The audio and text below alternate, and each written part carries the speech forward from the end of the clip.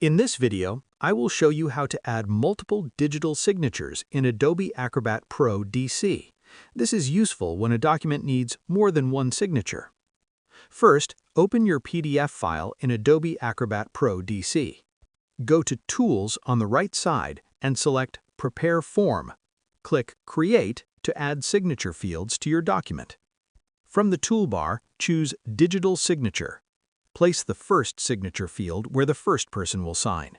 Then place the second signature field for the next signer.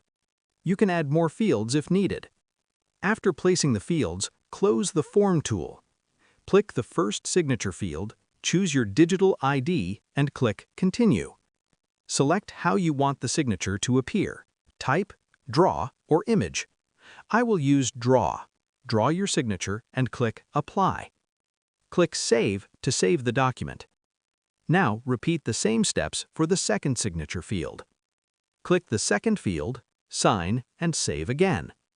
Now your document has multiple digital signatures. Thank you for watching. Like and subscribe for more tutorials.